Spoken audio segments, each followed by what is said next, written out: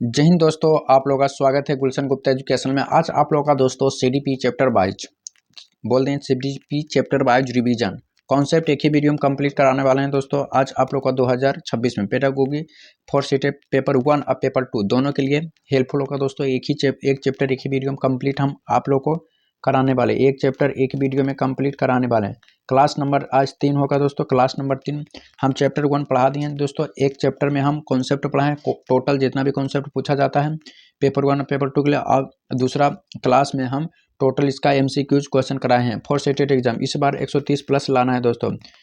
CDP CTET exam 2026 के लिए chapter आज हम 2 पढ़ाने वाले हैं। चैप्टर 2 पढ़ाने वाले हैं क्लास नंबर 3 में चैप्टर 2 पढ़ाने वाले हैं।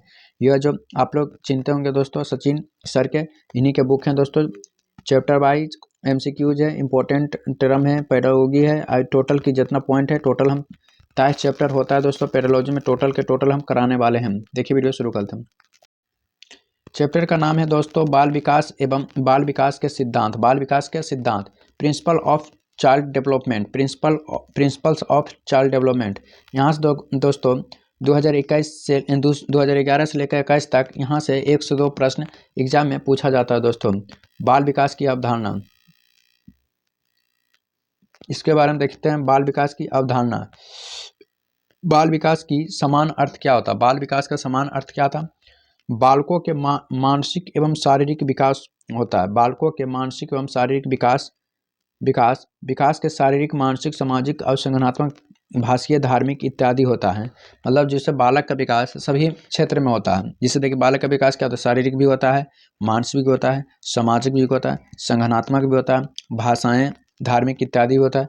विकास का संबंध गुणात्मक मतलब कार्य कुशलता, ज्ञान, तर्क, नवीन विचारधारा एवं परिणात्मक, लंबाई में वृद्धि, भार में वृद्धि, अन्य दोनों में होता है। कहेगा जो विकास होता है दोनों माध्यम है, एक होता है गुणात्मक भी परिवर्तन होता है और परिणात्मक परिवर्तन, दोनों परिवर्तन होता है। गुणात्मक परिवर्तन में हो जाएगा कार्य हो जाएगा, कुशल होगा, ज्ञान हो जाएगा, तर्क होगा, नवीन होगा, विचारधारा कैसा। परिणात्मक में हो जाएगा लंबाई में वृद्धि, भार में वृद्धि, अन्य में, दोनों में, उसे ही बाल विकास कहते हैं। शिक्षकों को एक निश्चित आयु के समान बालकों की शारीरिक, मानसिक, सामाजिक और संवेगात्मक परिपक्वता का ज्ञान होना आवश्यक है। किस आयु में बच्चा कितना ज्ञान होता है, कितना शारीरिक विकास है, उसका ज्ञान होना चाहिए शिक्षक को, जिससे वह उनकी क्रियाओं को नियंत्रित करके अपेक्षा दिशा में प्रदान करे और सही दिशा में ज्ञान देना करे। स्किनर ने क्या कहा था कि विकास एक कार्मिक एवं मंद गति से चलने वाली प्रक्रिया है। स्किनर कहा था विकास एक कार्मिक एवं मंद गति से, विकास एक कार्मिक है मतलब धीरे धीरे चलेगा, साथ ही मंद गति से चलने वाली एक प्रक्रिया है। किसने कहा था? स्किनर ने कहा था। स्किनर क्या कहता है? विकास एक कार्मिक एक एवं मंद गति से चलने वाली एक प्रक्रिया है दोस्तों। हॉरलॉक के अनुसार क्या कहा था? हॉरलॉक बालक मनोविज्ञान के नाम बाल विकास इसलिए रखा गया क्योंकि विकास के अंतर्गत अब बालक के विकास के समस्त पहलुओं पर ध्यान केंद्रित किया जाता है। विकास किसी एक पक्ष पर नहीं होता, विकास किसी एक पक्ष पर नहीं होता है। ये कौन कहा था? हॉरलॉक ने कहा था। क्रोक के अनुसार क्या कहता है? बालक मनोवैज्ञानिक अध्ययन की वह शाखा है जिसमें जन्म से परिपक्वता तक विकसित हो रहे हैं मानव का अध्ययन किया जाता। अब बाल विकास के सिद्धांत है दोस्तों। बालक विकास के संदर्भ में कुछ महत्वपूर्ण सिद्धांत वर्णन है जो निम्न इस प्रकार हैं। पहला है नियंत्रण का सिद्धांत। इस सिद्धांत के अनुसार विकास एक ना रुकने वाली प्रक्रिया है। माँ के गर्भ से यह प्रक्रिया प्रारंभ हो जाती है। माँ के जो गर्भ से होता है उसी में विकास प्रक्रिया प्रारंभ हो जाती है। मृत्यु पर्यंत तक चलते रहती है। एक छोटे से नगण्य आकार से अपना जीवन प्रारंभ करके हम सबके व्यक्तिगत के सभी पक्ष या शारीरिक हो, मानसिक हो, सामाजिक हो आदि संपूर्ण विकास इसी नियंत्रित के गुण के कारण भली भांति संपन्न कर देते हैं। भली भांति क्या कर देते हैं? संपन्न कर देते हैं दोस्तों। कौन? नियंत्रण का सिद्धांत मतलब एक बार तो जैसे विकास कोई भी व्यक्ति एक बार में नहीं करेगा, धीरे धीरे प्रक्रिया करेगा। जैसे माँ के गर्भ से लेकर आप मान लीजिए बच्चा है, 5 साल के, फिर 6 साल का होगा तो फिर हल्का सा बड़ा होगा, 7 साल का होगा फिर से हल्का सा बड़ा होगा, 8 साल का, मतलब धीरे से माँ के गर्भ से लेकर गर्भ तक धीरे धीरे चलने प्रक्रिया होता है। समान प्रतिमान का सिद्धांत, समान प्रतिमान का सिद्धांत। इस सिद्धांत के अनुसार बालकों के विकास और वृद्धि अपनी व्यापकता के अनुरूप होता है। वह अपनी स्वाभाविक गति से ही वृद्धि एवं विकास के विभिन्न क्षेत्रों में आगे बढ़ते रहते हैं, मतलब वृद्धि एवं विकास के विभिन्न क्षेत्रों में आगे बढ़ते रहते हैं।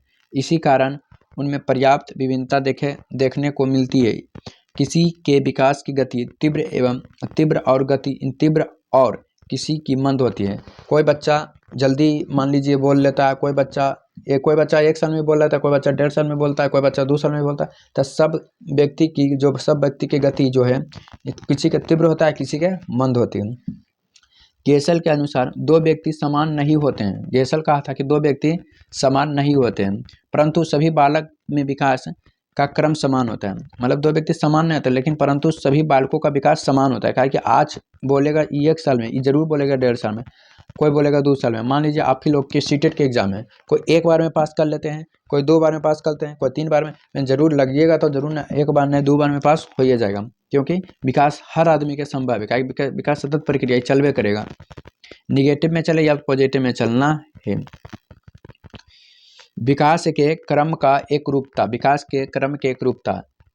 यह सिद्धांत बताता है कि विकास की गति एक जैसी न होने तथा पर्याप्त व्यापक अंतर पाए जाने वाले विकास के क्रम में कुछ एकरूपता के दर्शन होते हैं। उदाहरण के लिए मनुष्य जाति के सभी बालकों की वृद्धि सिर की ओर प्रारंभ होती है। मनुष्य की जो बालकों की वृद्धि होता है सिर की ओर होती है। कहाँ? सिर की ओर होती है, प्रारंभ होती है। इस तरह बालकों को गत्यात्मक और भाषा विकास में एक ही निश्चित प्रतिमान होता है। क्रम के दर्शन की जा सकते हैं। विकास के क्रम एकरूपता होता है। किससे? तो सिर की ओर प्रारंभ होती है, सिर की ओर।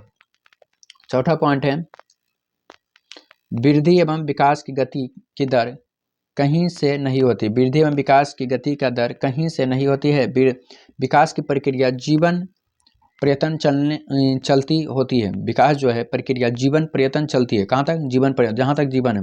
किंतु इस प्रक्रिया में विकास की गति हमेशा एक जैसी नहीं होती है। जरूरी नहीं कि आज आप लोग एग्जाम की तैयारी करें तो सब दिन एग्जाम की तैयारी करें। मतलब क्या रहा है कि विकास की गति हमेशा एक जैसी नहीं होती। बात सही, तो एक जैसी नहीं होता। शैशव अवस्था से शुरू के वर्षों में यह गति कुछ तीव्र होता है। मतलब शैशव अवस्था में शुरू की वर्ष में गति की तीव्र होती है। आप लोग जैसे 10th या 12th में जितना बढ़िया से पढ़ते हो मन लगा कि जितना मन लगता है उतना अब नहीं लगती। क्यों? क्योंकि कुछ आयु होता है, कुछ डिफाइंड होता है। तो जैसे शैशव अवस्था में जितना भी बच्चा है गति होता है, तीव्र गति होता है, परंतु बाद में वर्षों में यह मंद पड़ जाती है। बाद में मंद पड़ जाती है। यह पुनः किशोर अवस्था प्रारंभ हो जाती है। हम लोग अभी किशोर अवस्था में, पुनः किशोर अवस्था के प्रारंभ में इस गति को तेजी से वृद्धि होती है, परंतु यह अधिक समय तक नहीं बन पाती है। 5 नंबर पॉइंट है विकास सामान्य से विशेष की ओर चलता है। विकास जो है सामान्य से विशेष की ओर। विकास वृद्धि के सभी दिशाओं में विशिष्ट क्रियाओं से पहले उनके समान रूप के दर्शन होते हैं। उदाहरण के लिए अपने हाथों से कुछ चीज पकड़ने से पहले बालक इधर से उधर हाथ मारने और फैलाने की कोशिश करता है।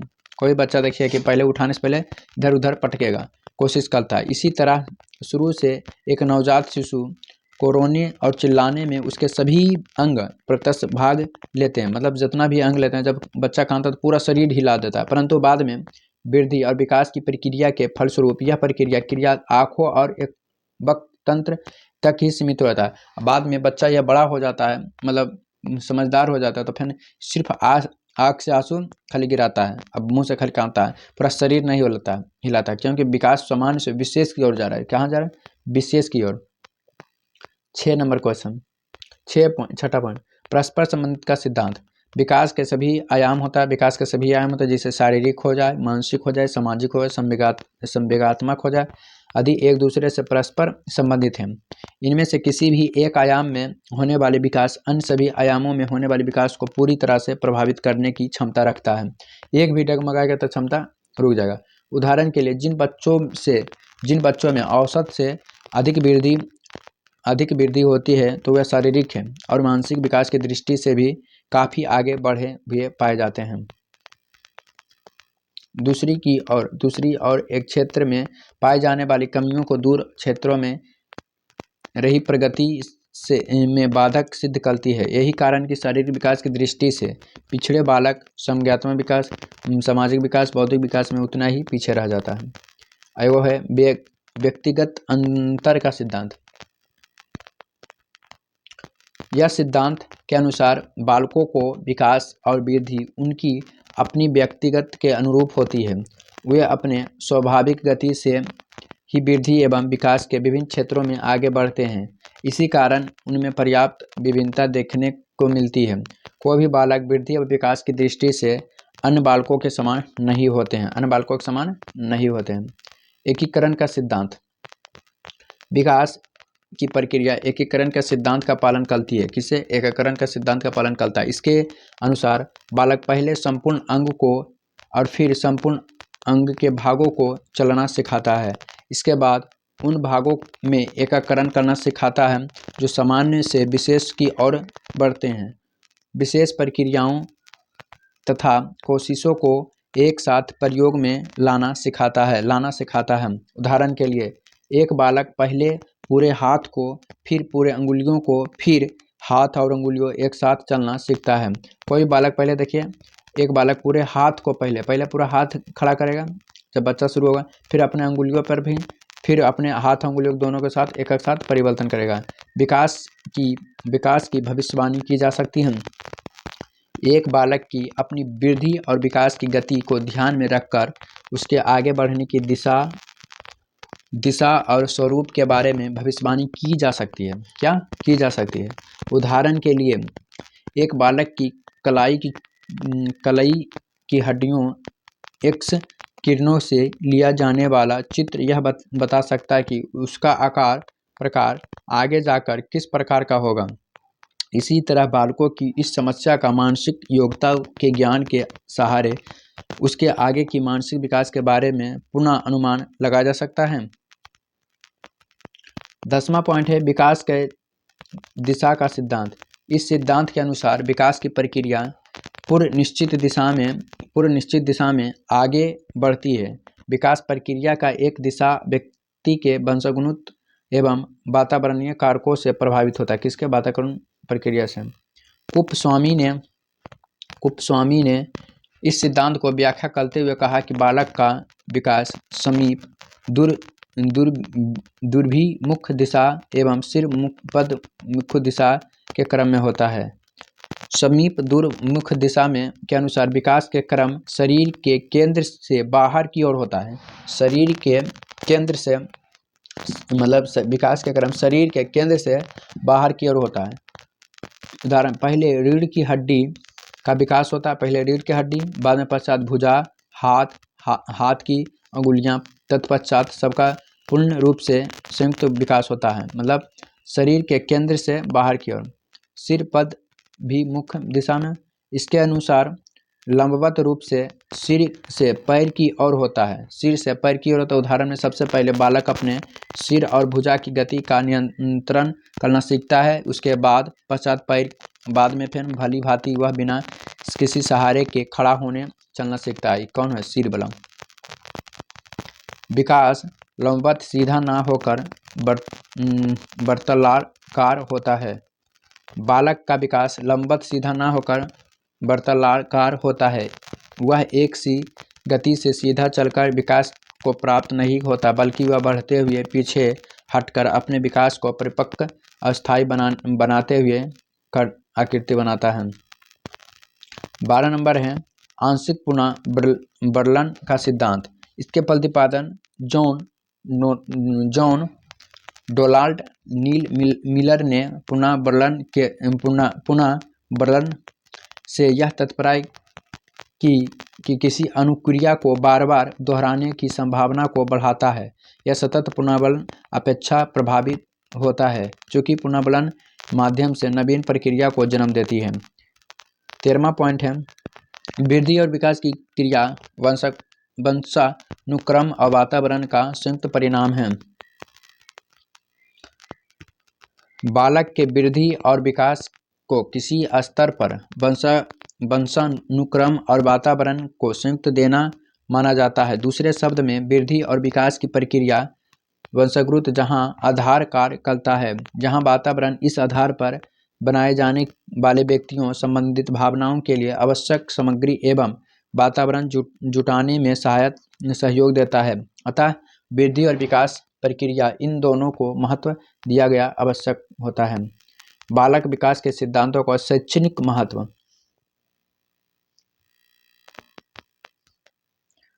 बालक विकास के सिद्धांतों को शैक्षणिक महत्व।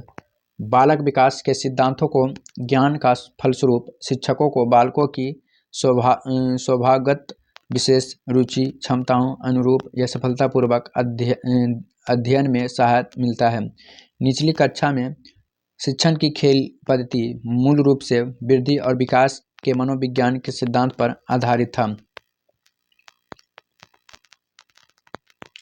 बाल विकास सिद्धांत से हम यह जानकारी मिलती है कि विकास की किसी अवस्था में बालक सीखने की प्रवृत्ति किस प्रकार की होती है। यह उचित शिक्षण विधि अपनाने और शिक्षार्थियों को विभिन्न अधिगम शैलियों को प्रभावी रूप से संबोधित करने के लिए शिक्षकों की सहायता करता है। पॉइंट नंबर 1 है कि बालकों की वृद्धि एवं विकास सिद्धांतों से बालकों के भविष्य में होने वाली प्रगति और अनुमान लगाना काफ़ी हद तक संभव होता है कि इस तरह बालक के सिद्धांत की जानकारी बालकों के मार्गदर्शन, प्रबंधन एवं निर्देश में सहायक होकर उनके भविष्य निर्माण में प्रमुख भूमिका निभाती है। वृद्धि और विकास की सभी दिशाएं अर्थात विभिन्न पहलू जैसे मानसिक विकास, शारीरिक विकास, संवेगात्मक विकास, सामाजिक विकास आदि परस्पर एक दूसरे से संबंधित हैं। इस बात का ज्ञान शिक्षकों और अभिभावकों को बालकों के सर्वांगीण विकास पर ध्यान देने के लिए प्रेरित करता है। बाल विकास के सिद्धांतों के ज्ञान से बालक की रुचि, अभिवृत्ति, क्षमताओं इत्यादि अनुरूप उचित पाठ्यक्रम के निर्धारित एवं समय सारणी के निर्माण में सहायता मिलती है। बालक के व्यक्तिगत और स्वर्णगीन विकास के लिए एक आवश्यक है कि उसके व्यवहार की जानकारी शिक्षकों को तथा बालकों के व्यवहार के बारे में जानने के बाद उसका समस्या का समाधान करना क्या होता है, आसान हो जाता है। बाल विकास का अध्ययन शिक्षकों को इस बात का स्पष्ट जानकारी दे सकता है कि बालक की शक्ति, योग्यता, क्षमता, व्यवहार एवं व्यक्तिगत गुण का विकास आनुवंशिक तथा वातावरण की सीमा तक किसी रूप में उत्तरदायी ठहराए जा सकते हैं। यह जानकारी शिक्षकों को अपने उत्तरदायित्व को सही ढंग से पालन करने में सहायक होता है। अगला पॉइंट हो जाएगा, किसी अवस्था या विशेष में बालक के विकास का क्या समान स्तर होगा चाहिए। इस बात के ज्ञान से अध्यापक को अपने शिक्षण के उचित नियोजन में पूरी सहायता मिलती है। विकास के स्तर की दृष्टि से वह बालकों के समान, अति समान और समान से नीचे जैसी श्रेणियों में विभाजित कर सकता है तथा फिर भी उनकी शिक्षा और संयोजन व्यवस्था को उन्हीं के उपयुक्त रूप से ढालने का प्रयत्न कर सकता है। बाल विकास के प्रभावित करने वाले कारक। बाल विकास को जो प्रभावित करेगा कौन कौन सा कारक है उसके बारे में देखते हैं। बाल विकास को प्रभावित करने वाले कारकों को विद्वान ने 2 भागों में बांटा गया, एगो आंतरिक कारक, एगो बाह्य कारक। अब आंतरिक कारक के बारे में पढ़ते हैं। बाल विकास के आंतरिक कारक को बहुत हद तक प्रभावित करता है, बहुत हद तक, जो कि उसके विकास के लिए महत्वपूर्ण आधार निर्मित करते हैं। क्या करते हैं? निर्मित करते हैं। आंतरिक कारक निम्न प्रकार के होते हैं। पहला है वंशानुगत कारक। पहला क्या है? वंशानुगत कारक। बालक के रंग, रूप, आकार, शारीरिक गठन ऊंचाई इत्यादि का निर्धारित करने के लिए आनुवंशिक गुणों का महत्वपूर्ण योगदान होता है। क्या होता है? महत्वपूर्ण योगदान होता है। बालक के आनुवंशिक गुण उनके वृद्धि विकास को प्रभावित करता है, उनके वृद्धि और विकास को क्या करता है? प्रभावित करता है। दोस्तों, शारीरिक कारक, दूसरा पॉइंट हो जाएगा शारीरिक कारक। जो बालक जन्म से ही दुबले पतले, कमजोर, बीमार तथा किसी भी प्रकार की शारीरिक समस्या से पीड़ित रहता है तो उनकी तुलना में समान एवं स्वस्थ बच्चे की विकास अधिक होना स्वाभाविक ही है। शारीरिक कमियों को स्वस्थ पर नहीं अपितु वृद्धि और विकास पर भी प्रतिकूल प्रभाव पड़ता है। कई बार किसी दुर्घटना के कारण शरीर की क्षति पहुंचती है तो इस क्षति को बालक को विकास में प्रतिकूल प्रभाव पड़ता है। जब जैसे शरीर नहीं ठीक रहेगा तो दिमाग क्या विकसित करेगा? नहीं करेगा। वृद्धि को बुद्धि किसे कहते हैं? बुद्धि को अधिगम या सीखने की योग्यता, संयोजन योग्यता, निर्णय लेने की क्षमता इत्यादि के रूप में परिभाषित की जाती है। जिस प्रकार बालक के सीखने की गति अधिक होती है उसी प्रकार मानसिक विकास भी तीव्र गति से होगा। बालक अपने परिवार, समाज एवं विद्यालय में अपने आप को किस तरह संयोजित करता है यह उसका बुद्धि पर निर्भर करता है। संवेगात्मक कारक किसे कहते हैं? बालक में जिस प्रकार के संवेग या भाव, इमोशन जिस रूप में विकास होगा उसके सामाजिक, मानसिक, नैतिक, शारीरिक तथा भाषीय विकास भी पूरी तरह से प्रभावित करने की क्षमता रखती है। यदि बालक अत्यधिक क्रोधित है तो भयभीत रहता है अथवा यदि उसमें ईर्ष्या या बेपन की भावना अधिक होती है, जिस प्रक्रिया में इन सब का प्रतिकूल प्रभाव पड़ना स्वाभाविक है। संज्ञानात्मक रूप से असंतुलित बालक की पढ़ाई में ठीक ध्यान नहीं दे पाते हैं, फलस्वरूप उनकी मानसिक विकास भी प्रभावित होता है।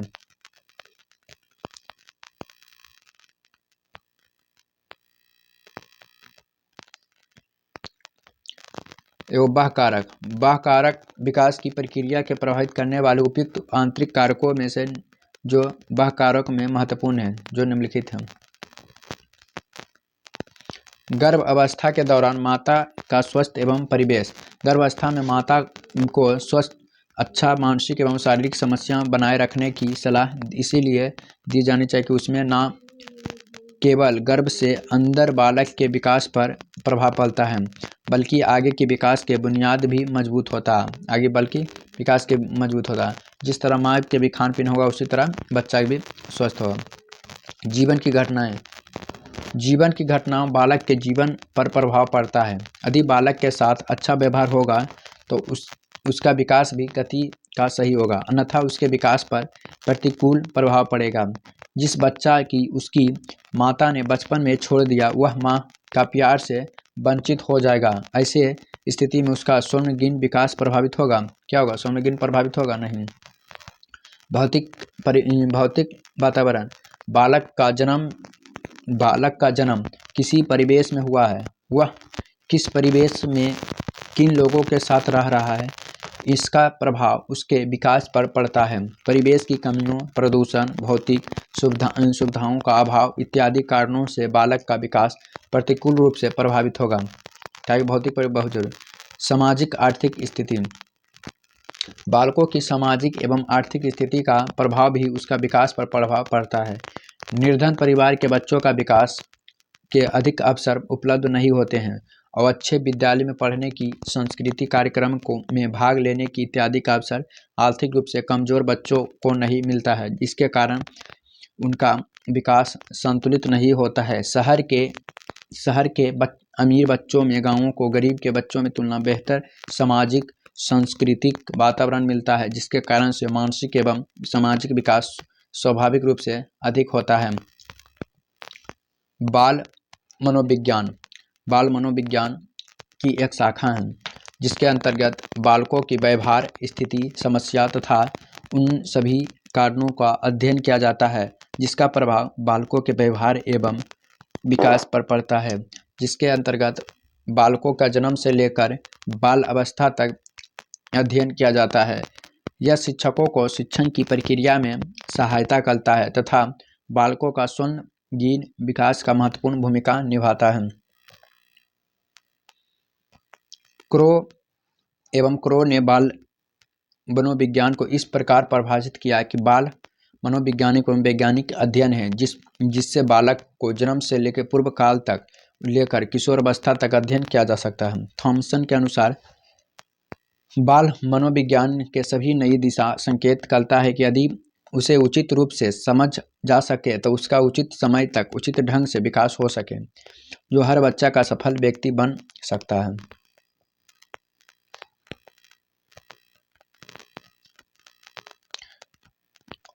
बाल मनोविज्ञान के उपाय एवं महत्व। बाल मनोविज्ञान के उपाय एवं महत्व निम्न प्रकार हैं। बाल मनोविज्ञान के द्वारा बालकों का स्वभाव एवं विकास को समझने के बाद उनका शिक्षित करने की प्रक्रिया सरल हो जाता है। इसे समझने के बाद क्या होता है? सरल हो जाता है। बाल मनोविज्ञान बालकों के लिए व्यक्तिगत विकास समझने में सहायता होता है। बच्चों को समय समय पर निर्देश मतलब डायरेक्शन की आवश्यकता होती है। इस निर्देश के द्वारा बालकों की उनकी रुचि के अनुरूप विभिन्न कौशल का विकास किया जा सकता है। बाल जो है मनोविज्ञान की सहायता बिना बाल निर्देश संभव नहीं है। मतलब निर्देश देना ही अच्छा होता है जिसको कि बच्चा आगे कौन सा दिशा में जाए। ऐसा तो ये हाल हो जाएगा, ट्रेन पर चल जाए, टिकट नहीं कटें, कहाँ उतरना कोई पता ही नहीं। बाल मनोवैज्ञानिक की सहायता से बालक का व्यवहार का अध्ययन बाद में विद्यालय एवं घर में वातावरण के बच्चों के अनुकूल बनाने में सहायता मिलता है। बाल मनोवैज्ञानिक बालक का व्यवहार एवं कारणों से बारे में बताता है, इसीलिए बालकों के आदत में व्यवहार में सुधारने के लिए प्रमुख भूमिका होती है। बाल मनोवैज्ञानिक के माध्यम से बालक का व्यक्तिगत अध्ययन उसके भविष्य के बारे में बताया जा सकता है कि एवं क्या भविष्य में बेहतर भविष्य के लिए सलाह दी जा सकती है कि बाल मनोविज्ञान के अध्ययन प्राथमिक शिक्षाओं के लिए अति आवश्यक ताकि बालक की सही तरीका से पढ़ सके। अगला होगा देखो अभ्यास प्रश्न आएगा दोस्तों। अभ्यास मतलब प्रैक्टिस आएगा, यहाँ से क्वेश्चन है प्रैक्टिस वाला। अब देखो वीडियो अच्छा लगा तो चैनल को सब्सक्राइब, वीडियो को शेयर कर। देखिए क्लास नंबर 3 है, मैं चैप्टर नंबर 2 है, इसमें देखिए 27 मिनट में कंप्लीट थ्योरी कंप्लीट हो जाएगा दोस्तों। वीडियो अच्छा लगा तो चैनल को सब्सक्राइब, वीडियो को शेयर करो।